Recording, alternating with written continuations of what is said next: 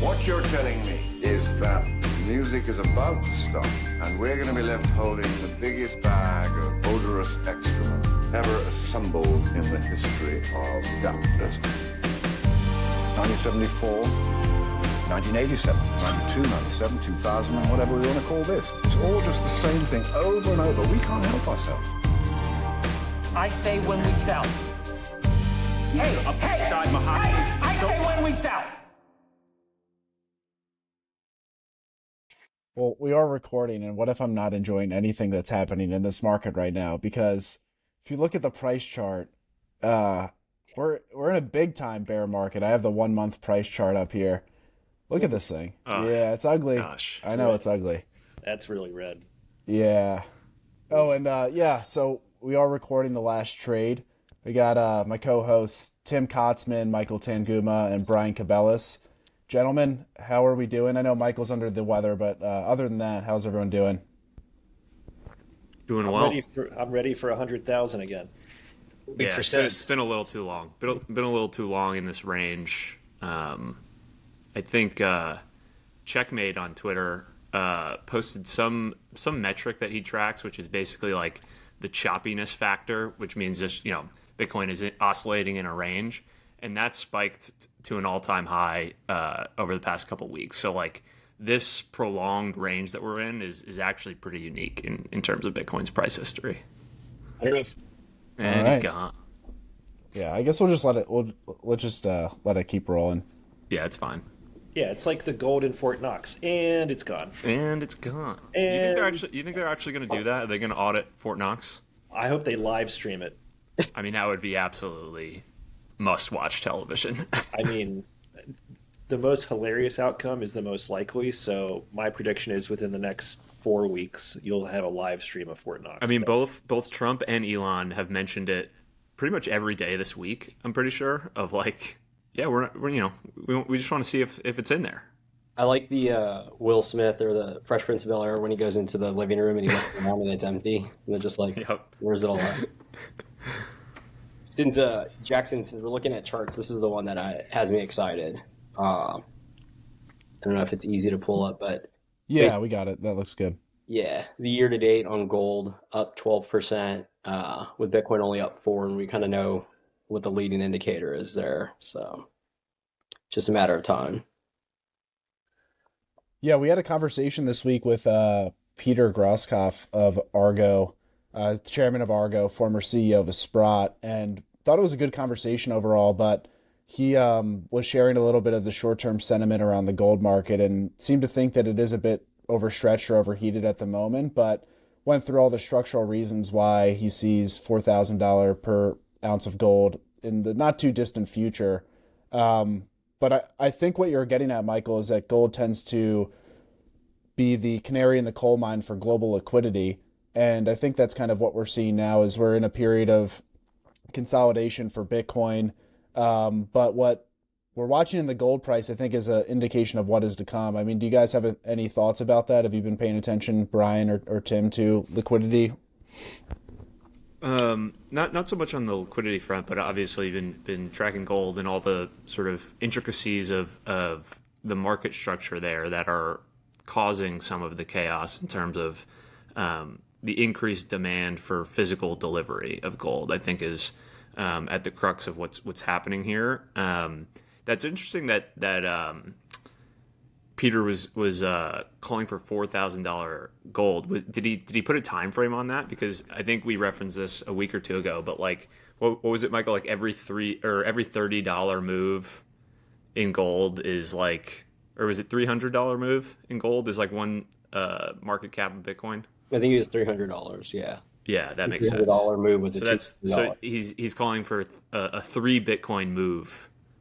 Over what kind of time frame? I want to say it was a medium time frame. Call it like 2 years or so. I would have to go back and listen to the episode. It wasn't this year, but it was not too far in the future, he thought.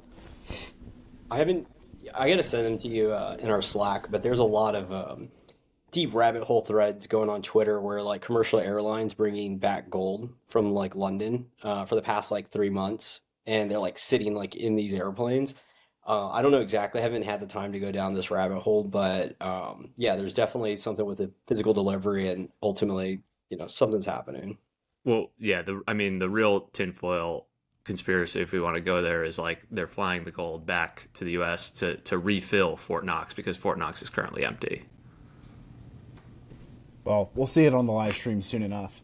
But yeah, I think we're in this interesting period now where the turmoil in the gold market, I think, is not necessarily isolated there. There's just a lot of geopolitical tensions. There's just a ton of overhaul that's happening within the U.S. government.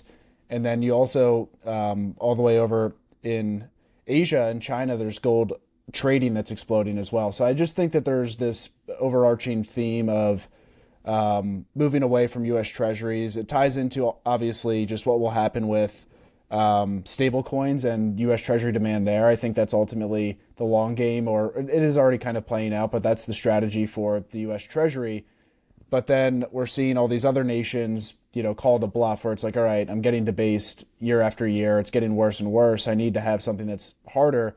And so that's where the gold delivery is coming into play, because ultimately those paper contracts don't actually protect you from anything. It's like Peter said in that podcast, why would you want to own something that's a hedge against the system within the system, right? It just doesn't make any sense. So it's the same thing with Bitcoin too, where the smart investors are reducing counterparty exposure. They're actually owning the physical, quote unquote, physical Bitcoin, whether it's, on a sovereign custody platform or it's in their own custody. But those ETFs, I think, why they're great for exposure, they're just similar like to paper gold, right? It's not really a way, if you're going to own an asset outside of the system, you don't want to own paper claims of it. Yeah, that reminds me of, it came out this week, Paul Tudor Jones had like a $600 billion or $600 million position, like close to a little over $500 million from his fund. And it's like, these guys are super smart. They've been involved in the asset for a while. At what point do they wake up and realize that if they're going to have that size of a position, counterparty risk in an ETF is also something else? Like, we're probably a ways off, but you can imagine once you establish that size, like imagine that doubles to 1.2 billion, and you're looking around and you realize Coinbase sits on all of that. It's a similar dynamic with Bitcoin. It's kind of a weird thing where, Brian, I don't know if this was your experience as well, but I didn't even hear the term counterparty risk in TradFi. I had to go into Bitcoin to start learning about it. So Michael, Michael, to your point, it's like, I don't think anybody, I won't say anybody, but most people don't actually even think about this. They only think about it when it's too late, right? In the GFC, then people think about counterparty risk and they're like, well, shit, I have my assets tied up in an insolvent entity. But it doesn't really come up in conversations for day-to-day allocation of capital. And I love that, because when you think about it, like the Bitcoin ecosystem is just a microcosm of the financial ecosystem, and it's smaller and more accelerated. So you can have a bank run. Like, counterparty risk has always been understood or known for 15 years. The way majority of people hold it is offline, because they had to learn these things the hard way. And you find out really quickly when you take delivery, if too many people come for it, that, we saw this with FTX and everyone that blew up in 2022. So this has just been papered over in the financial markets. Traditionally, you just extend the volatility, and, 08 was the last time, I guess, like a little bit in 2020. But, yeah, Bitcoin's just an accelerated market structure. And so you get to find out really quickly if somebody's naked. Yeah, right. And also counterparty risk doesn't actually matter in the traditional system to the extent that you just get made whole by, new currency units being entered into that system. Whereas that's where I think it's just so early for Bitcoin, right? Like, people don't even appreciate 21 million. I think we had a call this week with someone from the traditional finance space, objectively a smart person, has run a really successful business, but he's like, yeah, there's something with Bitcoin, right? There's a certain amount of them. He didn't know the number. And it's not a knock on him, but it's just these things that we just think are like the ABCs, we know them. These are actually still not widely understood things, like 21 million, the halving, increasing scarcity. These things are not widely understood. And then if you can't even understand that, then you're certainly not going to understand the significance of counterparty risk of a digital bearer instrument. Yeah, and to Michael's point around Bitcoin being somewhat of a microcosm or an accelerated version of the traditional financial system, the core, or one of the critical differences is that you have the optionality. Like even if you're using a counterparty for your Bitcoin, you always have the optionality to self custody it. Whereas like that is just not the case if you have $1 billion of gold. You can't just click a few buttons and attempt to take possession of that, right? So it's an accelerated sort of market structure, but also it just has these different dynamics to it where there's more natural sort of inherent checks and balances on the custodial system, in that someone can just take delivery of the asset in a few minutes and for a pretty minimal cost. You could just deliver things, right, Tim?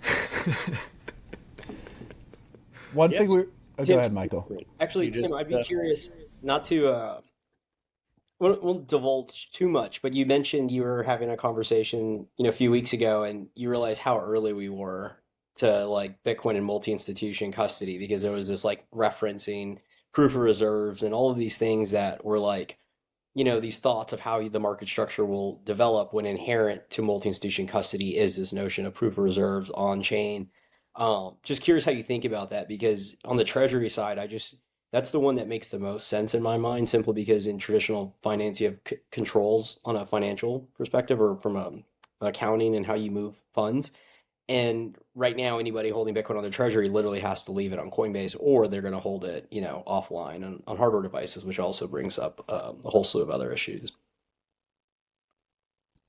Yeah, I won't say anything specific about certain geographies and certain companies that may be public companies, but I mean, we're so early that some company somewhere in some country, like they might be a Bitcoin treasury company and they might still be like just holding Bitcoin on like a hardware device.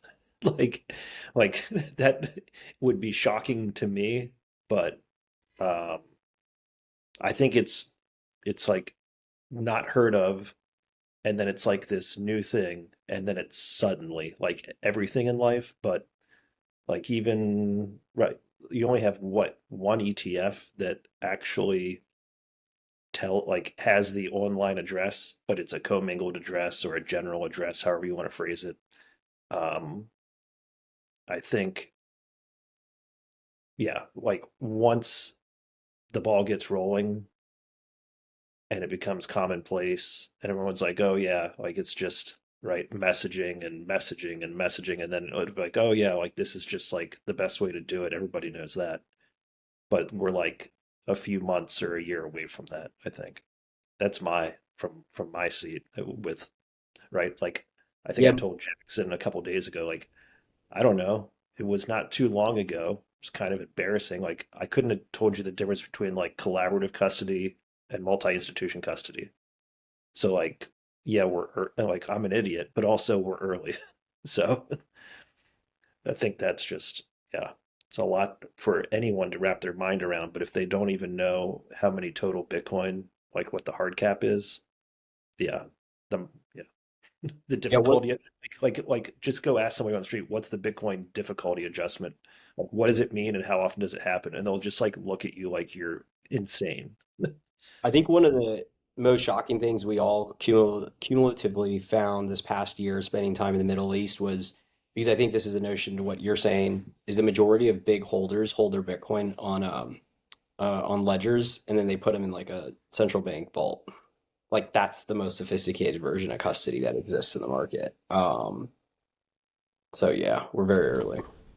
Yeah, one thing I wanted to go back to, Michael, I don't know if you mentioned, though, with Paul Tudor Jones, that it was, and this is from the 13F filing, so that information was just, the filing date was the 15th of February for the fourth quarter of 2024. One thing that really irks me is that you have Bitcoin Twitter just saying, oh, this is their exposure for Q1 2025, which just indicates that a lot of people who are commenting on this don't even understand the nature of 13F filings, because everything that's public right now is from Q4 of 2024. So it means that they, that position may not be there anymore. But one of the things that's important to call out is for Paul Tudor Jones, that IBIT exposure was like by far the largest position of the fund. I think the next largest position was an energy ETF, but it was like maybe $300 million smaller position. So a pretty significant allocation there. I know Paul Tudor Jones probably in 2020 was speaking about the Bitcoin just being the fastest horse in the race. I mean, nothing's changed there, and so it's always good to see putting money where your mouth is. He's also talking his book, of course, but there's a reason why some of the most successful fund managers are over allocated to Bitcoin. I think one other thing to call out too, we just recorded with Matt Cole at Strive, Tim and I did, and we were talking a bit about pension allocations. What we didn't get into, though, was any of the 13F stuff.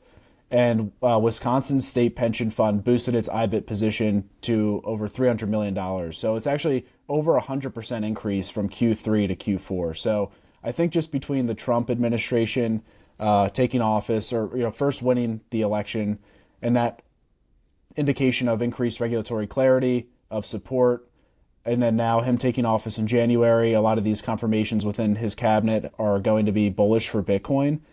And then ultimately ties into, I think Trump this week was talking about, he was talking about the crypto and the Bitcoin price, right? Like he was like, oh, it's going up because the market knows that I want to make America the crypto capital of the world. So I think, there's just like the big pools of capital are positioned for what's to come this year.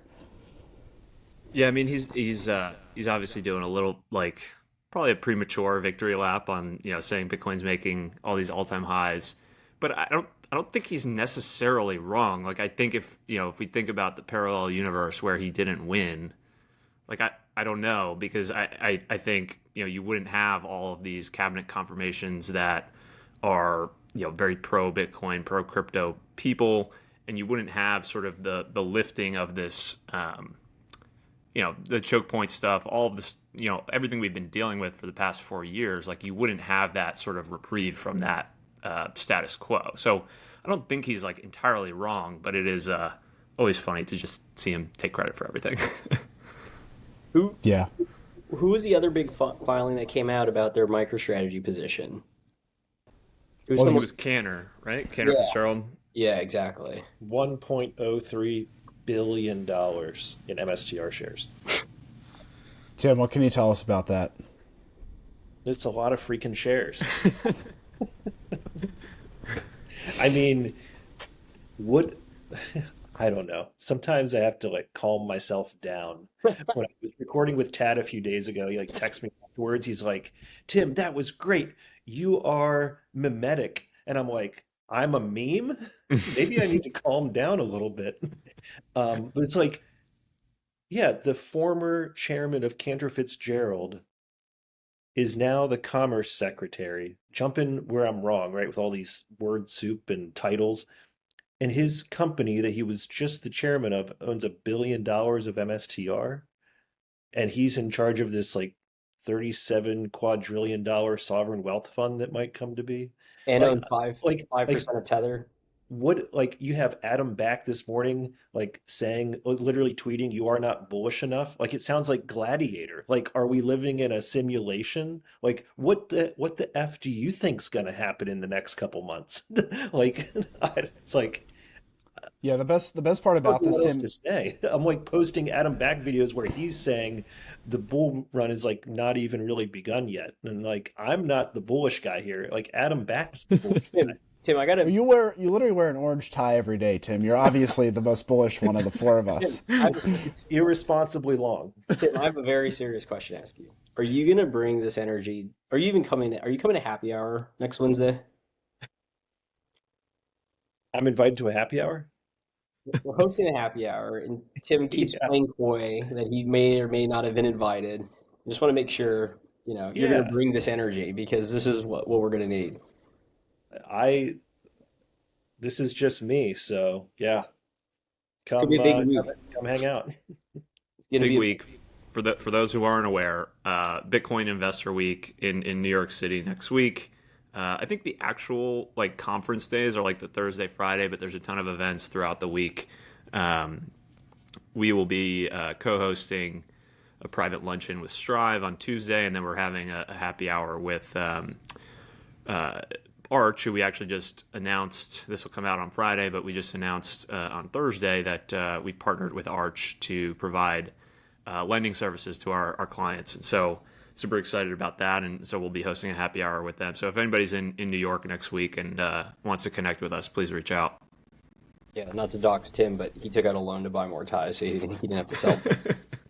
I'm glad we can provide services for everyone. I'm bullish on orange ties. I mean, honestly, I need to set up a merch store to sell orange ties. I mean, that's probably sounds how lucrative. I can monetize the podcast. It's like, Yeah, that's like you can get a sponsorship. Yeah, it's like, I don't know. Even if I only make $1 per tie, we're going to sell like 8 billion ties. Yeah, I guess we could just end the episode there then. No, but seriously, that's our business plan. Yeah. I want to go back to Howard Lutnick, because one of the things he talked about in an interview this week, I guess after he was confirmed, was that there's not going to be any slashing of entitlements.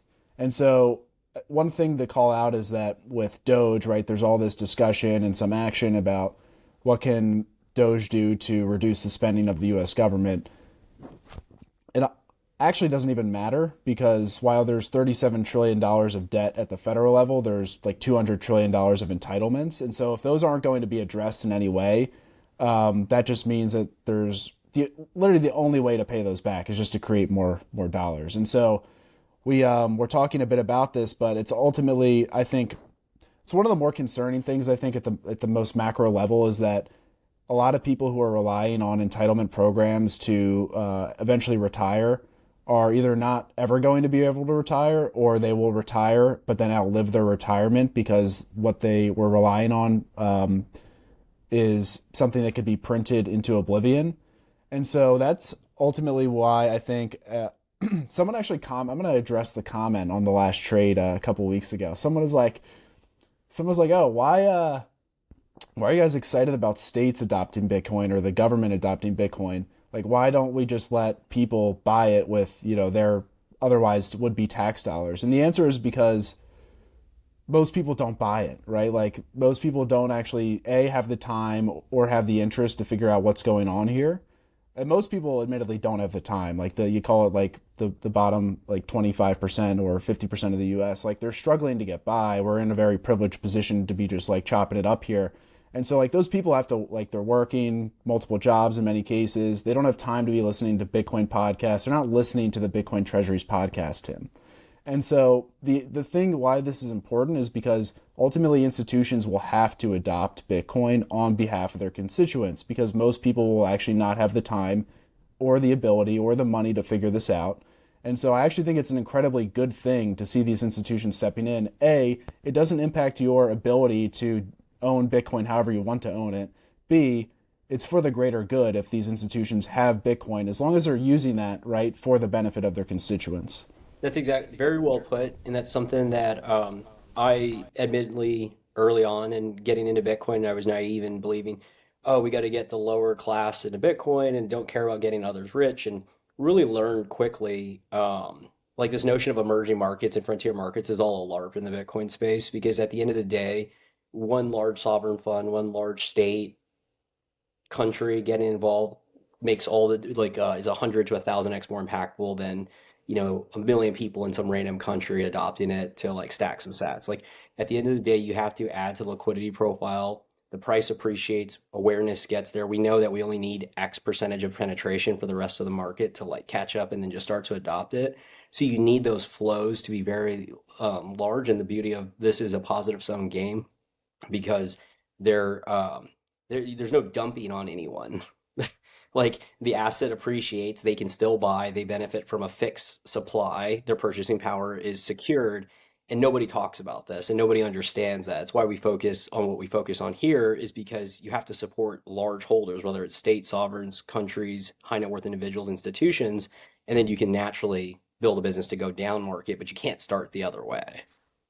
I also think it accelerates the education process to some extent, right? Like, prior to real material institutional involvement in Bitcoin, like, it did take a curious individual, someone willing to look a little crazy and be very contrarian to deeply understand it, and then, store their own energy and value in it. And, now that we're reaching the level of states, governments, larger institutions, corporates entering the space, like that just accelerates the education across the board because it gives more air cover to the individual to say, oh, I won't be that insane, or I won't be looked at as insane if I learn about this thing and decide to use it as a savings technology. Like it just gives you more air cover, and it actually gives you more of an incentive to learn about it too. It's like if my state government is buying Bitcoin for their treasury, like maybe I should think about it. Ryan, are you talking about Bitcoin or meme coins? Bitcoin, Tim. Bitcoin. Well, not Libra coin. What happened in Argentina? Yeah, a lot has happened. Really, just over the past 6 days. So this, the most recent shitcoin calamity, to put it lightly, dropped last Friday. So after we recorded last week, it was on Valentine's Day Eve, or that evening, and the president of Argentina, Javier Milei, who, people were hyping this guy as a pro-Bitcoin supporter, very excited that he had gotten elected. He tweets out a token address on Friday night. LibraCoin, Argentina's meme coin, goes live. It over the course of probably 30 to 45 minutes, it pumps to like 5 billion market cap. It then, as one might expect, starts to dump, starts to rug, and no one really knows what's going on in the moment because the initial tweet came from Javier Milei's verified Twitter account. He also reposted it on his verified Instagram account. So it was like, okay, it doesn't seem like he was hacked because it'd be difficult for someone to simultaneously hack both his accounts. Not impossible, but the thinking was that, okay, this feels real, and it starts to dump, obviously, and then he comes back like hours later after it's already dropped 90+%, just distancing himself from it. Like, I think he later did an interview where he was like, I didn't promote it, I just shared it. Like that was a direct quote. Like that, kind of an insane way to phrase your involvement in this meme coin. But the larger takeaway to me from all of this is, and it's something I mentioned a few weeks back when the Trump coin dropped. It's like we are seeing the shitcoin casino, meme coin mania at the presidential level, like at the nation state level of countries dropping meme coins. And, the architecture, the playbook for these things hasn't changed, right? Like it's still an insider game, a pump and dump. And if there's any silver lining to any of this, in my mind, it's that these, very high profile people, whether it's Trump, Melania, Milei, Dave Portnoy in the mix, these people have massive followings, and they're basically exposing meme coins and crypto for what they are. Like these are just, massive pump and dump schemes where insiders extract value from, unsuspecting retail investors. And so my positive spin on all of this is like, I do think to some extent this is speedrunning the education process of like someone who's observing this from the sidelines, been thinking about investing in crypto or Bitcoin, and they see, people just get destroyed on these worthless meme coins. Like I think they get to the end result of thinking about Bitcoin in a different light much faster. And I think it was interesting to see, I think it was the head of the central bank of the Czech Republic over the past week or so has been making some comments about Bitcoin. I think they announced that they were going to do some sort of strategic reserve, and he had some quotes that were pretty powerful in the sense of like he understands Bitcoin is different from the rest of this, and so I think that's the education, right? Like that's what needs to permeate as a result of all this stuff, and it's unfortunate because people are obviously getting hurt in all of this financially. But I think what used to take several years for someone to learn, like they might be learning in a few weeks that all this other stuff is nonsense and I should focus on Bitcoin, because you have heads of state reiterating that line of thinking, and then you just see what happens when these things inevitably rug pull.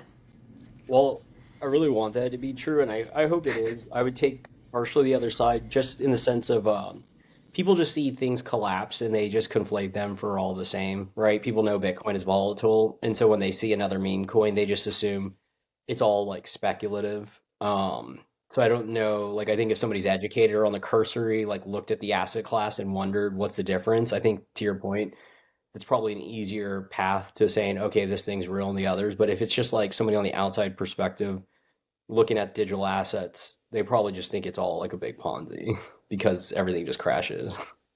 Yeah, but then you also have to consider like the 16-year track record of Bitcoin, right? Versus Yeah, a I'm just few saying, like, minutes to a day of a pump and dump. Like they're that, starkly different. 100%. I think if you go into a room with a CIO and explain that, they can see that. But somebody that's just like busy during the week and looks on the news and sees the next cryptocurrency, like they don't know the difference between Bitcoin and that and how long that was around. They don't know that it was just 12 Yeah. hours. And to be fair, there's also a component of this of like financial nihilism where like there are people who, even though they know it's a rigged game, it's a rigged casino, they're still going to put their chips on the table because they think they can get the 100,000x, and they don't think that that's possible with Bitcoin because they have a shorter time preference, effectively. Exactly. Yeah, I mean, it's ultimately an action of despair, right? I think it ties into the idea that most people feel all the pressure of the inflation. A lot of people recognize that their retirement is continuing to become more and more longer dated from when they initially thought. And so, I mean, I've seen this too within my own family. I have like an uncle, for example, who's pretty working class. Like he's provided for my 3 cousins and done all right for himself, but he doesn't have a lot of money. And so he's asked me before at like, Christmases or Thanksgivings about other shit coins because he hears other people talking about it or he sees it on YouTube. And to him, it's like, it's all, my analysis of it is like, it's a reaction to like the despair that most people face where it's like, maybe I will put $1,000 into this because maybe it'll be $10,000 or be $100,000, right? And so that I think is the big underlying issue here, and that's why I think it is so critical for leaders of states, of townships. If you go into the local level, I think that's why it's critical for there to be a push for adoption of Bitcoin because ultimately this could help to reduce the pressures of inflation. It could ultimately reduce the tax burden on these individuals as well, and it leads to a more prosperous life for the country as a whole. So that's why I'm optimistic. Unfortunately, it just seems like these lessons are never fully learned, right? Like the Trump coin, and then I didn't even know about the Malay stuff until we just talked about it. And yeah, there's just so much going on every day, right? And then you have like a couple weeks ago, people are conflating on CNBC. Well, Hawk Tua coin, what's the difference between that and Bitcoin? So it's like we have a long road, but that's ultimately why people are elected into a position of power because the constituents that elect them want them to represent their best interests, and they're in a position of having responsibility and looking after their people. And so like we've had some conversations with folks at the state level, and they want to do things the right way. I mean, there are people out there. The funny thing is, right, Bitcoin's bottom up, so you have people who own Bitcoin who understand it deeply, and then they've seen how it's benefited them as an individual, so naturally then they want to use that to further the mission, whether it's in just their local community or at the state level or at the federal level. So that's what I'm optimistic about. I think it's really well put in the sense of like what Brian basically referenced was these tokens are like lottery tickets on your iPhone, right? And we all know, how lucrative the lottery system is. And what I think ultimately we have a big opportunity to do, and others, is like these banks coming in are going to offer up lottery tickets next to their checking and cash balances, the ones that don't understand or not thinking long term. But then to your point, Jackson, we're now actively talking with banks as well. And the thing I've really kind of coalesced around, I think we've coalesced around, is like this like user experience where it's not a lottery ticket, it truly is just savings technology. And whether it's 100K or 150 or $350,000, you can just store a little bit and more of your wealth in it, and it increases in purchasing power, and then you just have a better life. And so that experience between your checking and you used to have a savings where you put dollars and it generated a nominal yield. Now this is just a real yield in the real world purchasing power. That experience is something that I think we want to like get to. And I think we ultimately get to, and the banks that get there first are going to be the long-term winners because it's just the right play while everyone else is losing money.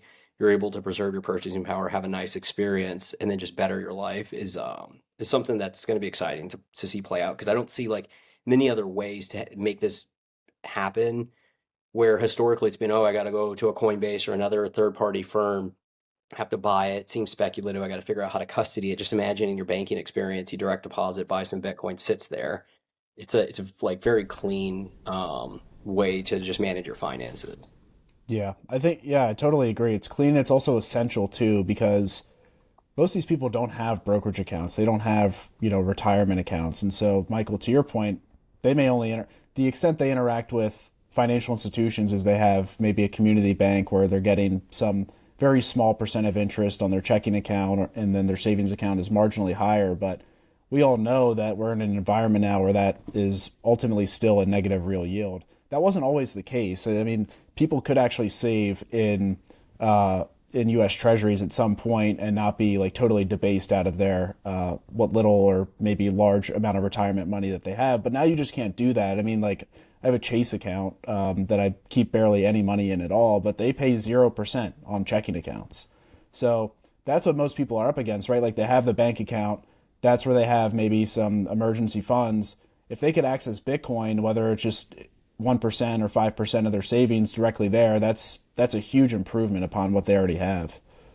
Yeah, it's to your point, Michael, like the long-term winners in the incumbent space are going to be the ones that go about this the right way and view Bitcoin as the new savings account effectively.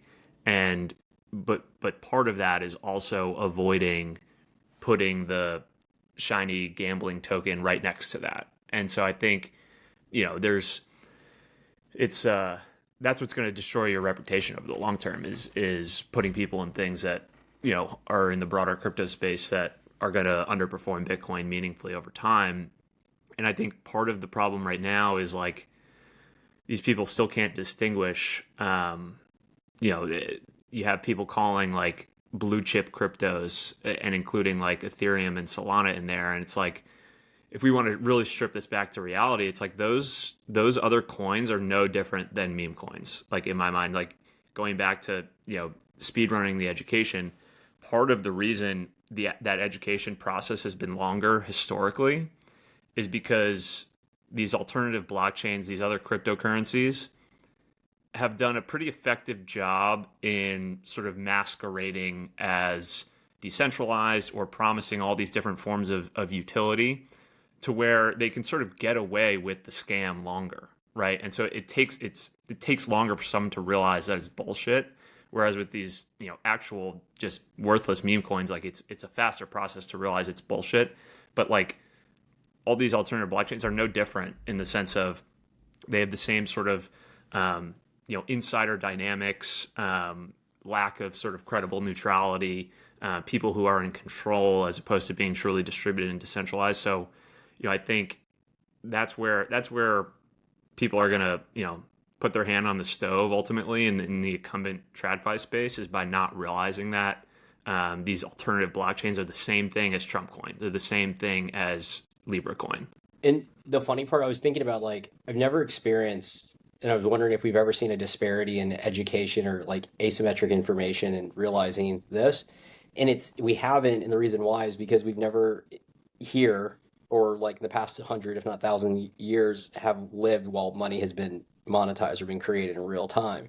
Right. Because when it's technology, it's like, oh, I can see Uber to like cabs and the difference and like the step function change, but you can start to like grasp that, and there's always the laggards. But when you're like monetizing an asset in real time, and you're creating like a new money is basically being formed in real time, and everyone else is trying to create another one, it's just and then especially because we never were educated on what money is, it ends up where you have this just disparity of information, and it's going to persist for the next decade. It's sad. I like talking to banks and other large multinationals, and like their thing now, I guess, is like stables.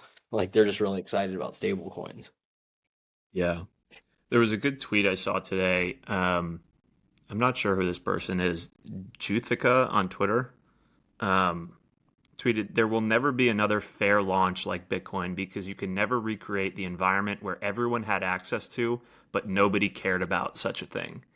And I thought that was a really articulate way of putting it, because when we talk about Bitcoin's fair launch dynamics, its immaculate conception. It's sometimes hard for people to wrap their minds around why that is the case and why it can't be recreated. But that's the best way of putting it. It's like, you can't have that in today's world where everyone at least on the periphery has heard about crypto or Bitcoin. You can't launch a new coin in a fair way where it could trade valueless for months. Like, that just wouldn't happen if it had any long-term trajectory to it. Like, so that just can't be done again. And I thought that was a very nice way of putting it. You needed that environment where actually no one gave a shit about it. Bitcoin custody is evolving, and as institutional allocators increasingly look to incorporate digital sound money into their portfolios, risk management and operational excellence are paramount. Both self-custody and single third-party custody expose institutions to significant vulnerabilities. That's why OnRamp is pioneering a new standard, multi-institution custody, which eliminates single points of failure, adding fault tolerance and redundancy to Bitcoin custody. With OnRamp, Bitcoin is secured in a segregated cold storage multi-sig vault, guarded by 3 independent institutional-grade custodians, none of which have unilateral control. Funds are fully auditable on-chain, cannot be rehypothecated, and can only move or be withdrawn at the explicit direction of the end client. Multi-institution custody removes the operational and technical burdens of private key management, providing an institutional-grade custody solution that meets the stringent demands of family offices, RIAs, endowments, and pension funds. We recently launched OnRamp Institutional, a dedicated segment of the business designed to provide secure, innovative Bitcoin custody and advisory solutions for institutions worldwide, providing allocators with robust security without compromising on accessibility, and allowing them to tap into a comprehensive suite of financial services from trading to lending and more, all built to institutional standards. Discover how OnRamp Institutional can elevate your firm's Bitcoin strategy. Schedule a consultation with our team to learn more at onrampbitcoin.com. Yeah, I agree. One, to change topics a little bit, or go back to something we talked about, was the Fort Knox audit.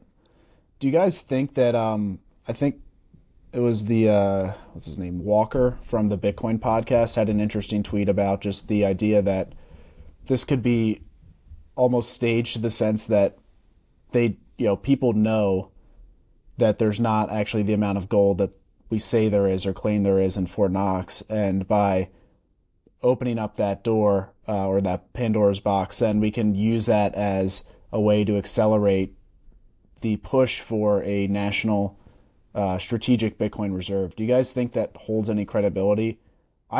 I'll say I think it does, to the extent, not maybe that it's like that theatrical, but I do think that those that are within the Trump cabinet and administration, I think they recognize that Bitcoin is ultimately the way to leapfrog all these other countries that are moving toward gold. But do you guys have similar or differing thoughts there? I don't know the answer necessarily, but it was interesting. I guess in an interview this week, Scott Bessent basically said like something to the effect of like, we wouldn't be considering gold reserves for the Strategic Wealth Fund. And I thought that was interesting for a few reasons, but mainly just like, is there an underlying, sort of to what you're alluding to, Jackson, of like, are there people who recognize like we need to leapfrog and sort of forget about the gold and move towards Bitcoin? That comment would lead me to believe maybe that is the case, that, because otherwise, like, why would he say that? Like, why would he say, no, we're not considering our gold reserves for the Sovereign Wealth Fund? Yeah, because it's a rock. No, I don't know. Yeah, I agree, though. I mean, I was talking about this over the summer. We had a Spaces with Peruvian Bull, and I've been thinking about this for a little bit now, and I know a lot of people have, but I think that's ultimately the direction this goes, right? Because if you're the U.S. government and you issue U.S. treasuries and you recognize that demand is dwindling for all the reasons we talk about weekly, you recognize that stable coins are a way to have demand, but you also are cognizant that these other countries have been accumulating gold, certainly at a bigger clip the past decade, but even more so in the past 2 years. And so as far as we know, because they haven't been public about it yet, I mean, there is some information on national treasuries, or other nation states, their treasuries of Bitcoin. We have that stuff on the on-ramp terminal, so you can see like what's publicly disclosed, but there's still an opportunity here for the U.S. to lead. I think the U.S. does have, with the confiscated Bitcoin or seized Bitcoin, has the largest amount of Bitcoin already, and we obviously have the means to acquire more of it. So I think it is pretty obvious, and it just seems like by how people are positioning themselves, that's really the direction this is going, to ensure that the U.S. remains in a dominant position, from a financial standpoint for the foreseeable future. Do you guys think we get any sort of DOGE dividend, as they're calling it? There's been talk of like $5,000 for every person, which just makes me think of the stimmy checks that we got during COVID. And I'm gonna pull up Stimmy check. How many were sent out? Was it like 2 or 3? So $12,000. If you just ordered that all into Bitcoin, you'd have that return, which is just wild to think about. Say it, yeah. $17,520. A 1,360% return over about 5 years. So, if we did get some sort of DOGE dividend, I'm curious to see how many people would just do the same thing and port it all into Bitcoin. It could be a massive boon for sort of short-term, near-term Bitcoin price if people are waking up to this in a more coordinated fashion. Like, yeah, if you're going to give me cash, I'm going to buy hard money with it. I was just looking at the number there, Brian. So the plan would be $5,000 refund checks. And so 79 million households for a total of $400 billion. And so that's 20% of DOGE's projected savings by 2026. I didn't go any further detail than that, but so we'd be looking at $400 billion being sent directly into American households. So CPI, we're not going back to 2%. We already knew that, but like, that's obviously inflationary. You inject about $500 billion into households. People, in many cases, will have to spend it, and a lot of people will spend it. And yeah, I mean, I certainly, if I receive that, it's obviously going into Bitcoin. If I knew it was coming, I would figure out a way to get that $5,000 into Bitcoin preemptively, if I don't have it available. But yeah, I think there's some merit there for sure.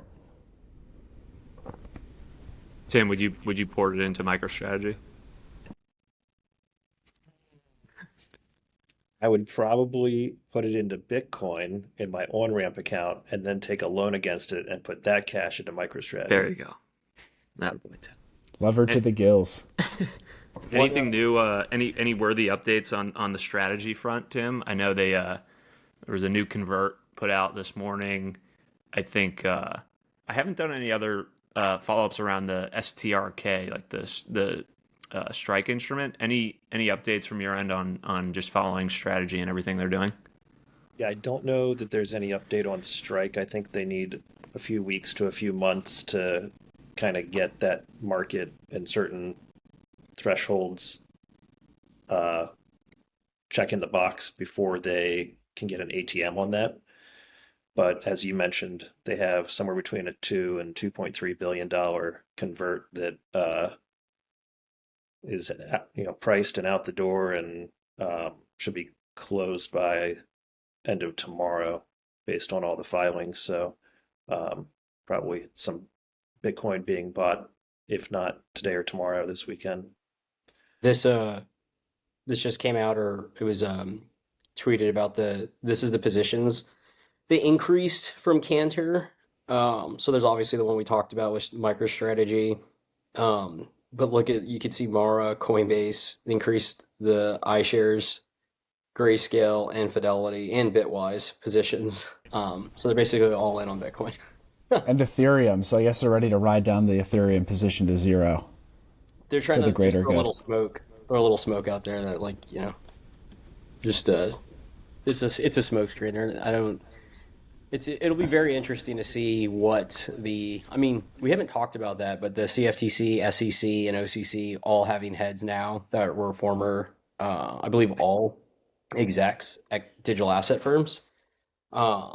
So this notion of like where the market's heading and what Lutnick knows is an interesting dynamic, seeing these positions. Yeah. That chart you just pulled up too, I think it's interesting that Tim called the number out earlier, but it was $1.03 billion of exposure to MSTR and then only about $100 million exposure to IBIT. So they have a 10x bigger position in MicroStrategy than they do in the Bitcoin ETF. So they're bullish, I would say, is what we could discern from that.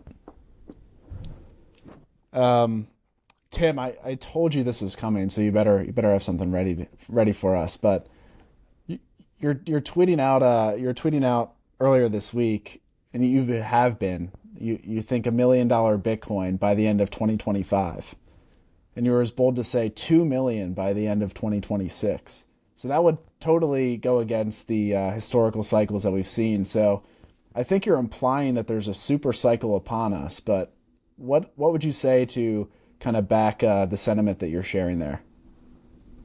Just encourage everyone to go watch the Adam Back CNBC interview that I posted and said, look, for the 500 people that commented wanting to know my rationale, I mean, I'm not as smart as Adam Back and not as eloquent. And he lays out, right, corporates, institutional, and if you get nation states in there, I mean, just the reality of printing endless fiat to buy Bitcoin that is not endless. I mean, I don't necessarily think it's the end game, meaning like a super cycle, but I do think we're going to see an elongated cycle. And so that's where the, increased price next year comes from.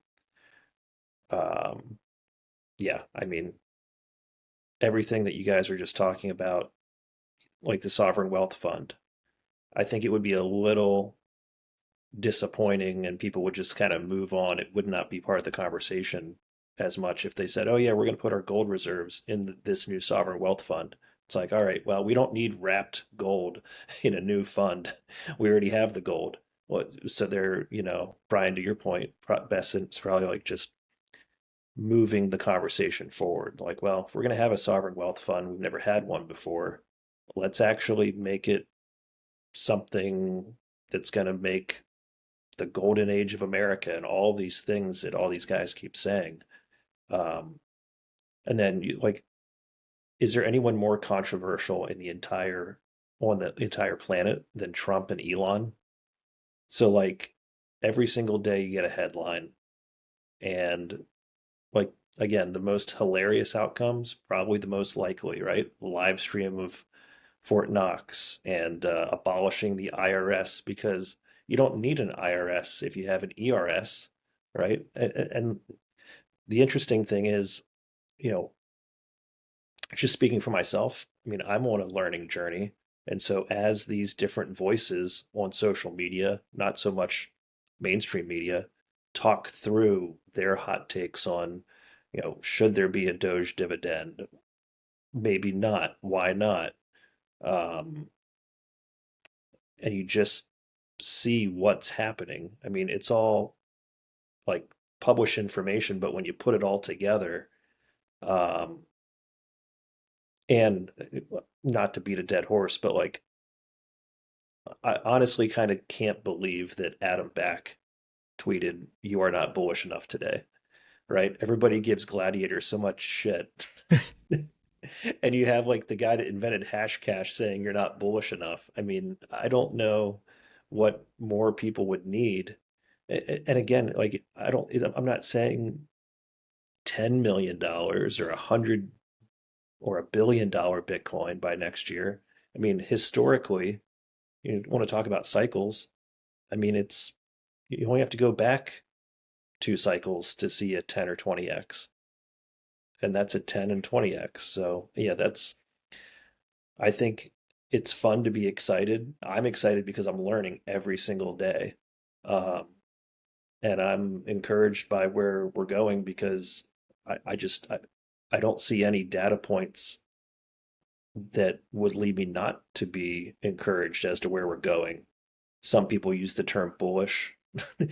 And I just think even this range that we're in, when we pull up the on-ramp terminal, it's like that's what the guys that I talk to, they're like, oh, the longer we can just kind of not go parabolic, that's actually really good for the cycle. I've been hearing that for the last 2 years. And I think that in and of itself is really encouraging. Like, all right, we're between 90 and 110, and you could easily go to 150, 200,000 um, within a few months, a quarter or two. And again, I think that's being conservative. So I think it's going to be really interesting, not just this year, but next year, and all of the learnings, right? The meme coin fiascos, the Portnoy's being kind of transparent, right? All these viral videos of, well, you're just upset because I dumped on you before you dumped on me. It's like, well, like he's being pretty transparent and educational about some of this stuff, if you think about it from that aspect. And Yeah, you have these like presidential international incidents with meme coins. I think that is educational.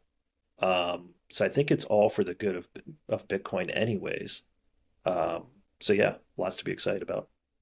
yeah. I mean, I think I'll take a more tempered approach than the million. I think we end up probably higher than we all think, and anything's on the table. But the thing I'll say is, I think more people are starting to realize, we've talked about this before and you hit on it, Tim, is that this most likely goes out into 2026. Like it will overextend, there will be leverage built into the system. But I think it came out last week, was it State Street and City don't their custody services won't even launch until 2026. Like there's still so much plumbing, still education, onboardings from RAAs to their clients, to institutions, to sovereigns.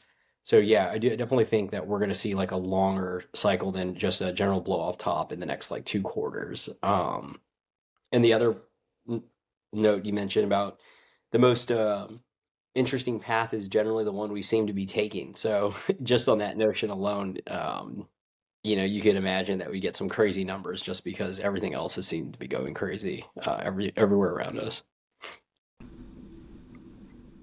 Well, good timing to have a loan product live. I'm gonna be using that. Huh. I'm gonna take a little loan out now that I've had to talk to Tim about $1 million per Bitcoin 2025. Yeah, I mean, let's quickly talk about that. So taking a loan out for anyone is very for leverage is a very risky thing. Like the loans in general, from this isn't obvious financial advice, but would encourage anybody that's looking to use leverage to pay for day-to-day expenses, manage liquidity, taxable events, things that you can naturally operate around, not necessarily to buy a highly volatile asset.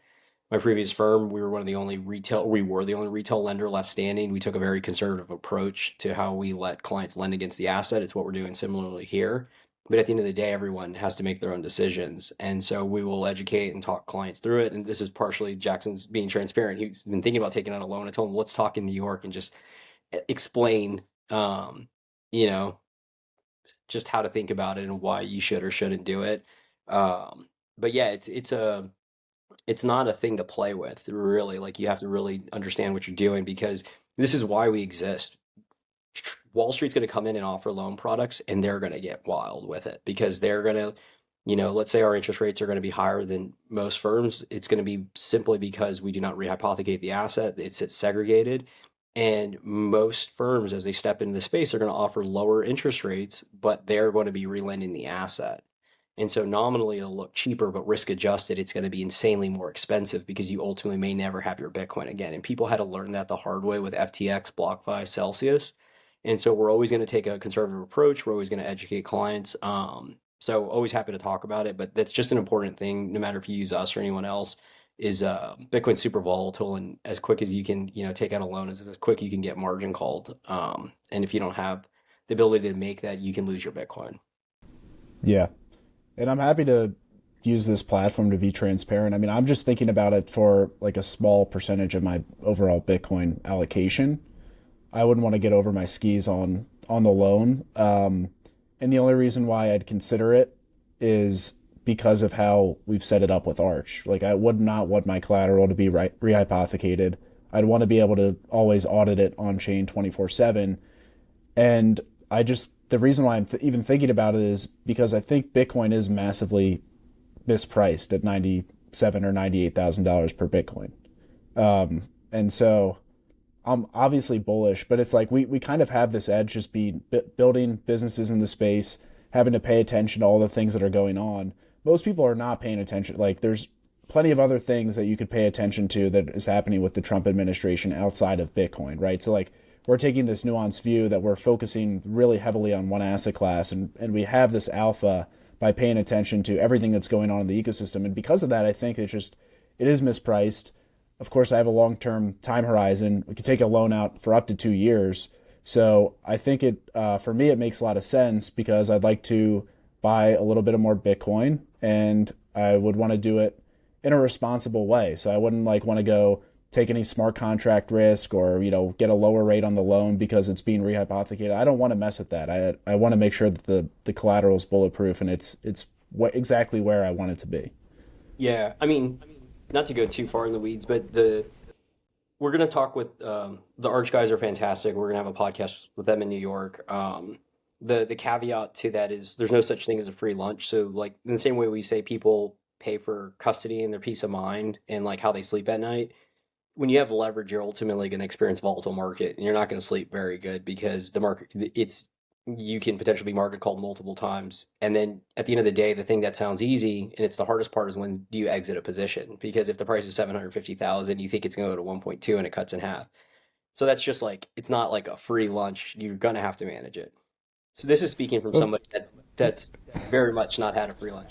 But the other thing that's more interesting about this product that I find fascinating, and it's going to be exciting to figure out how we integrate into our overall platform, is Arch has this line of credit aspect where, and this is something I previously had worked on with Visa. We never got to see the light of day because of FTX and what happened there. But you can imagine this notion of you have your Bitcoin store value, your savings account for your personal wealth, and then you want to tap into liquidity because you go on a vacation, you want to buy, you want to fix your cabinets, whatever it is, in your house, and you can tap into that line of credit.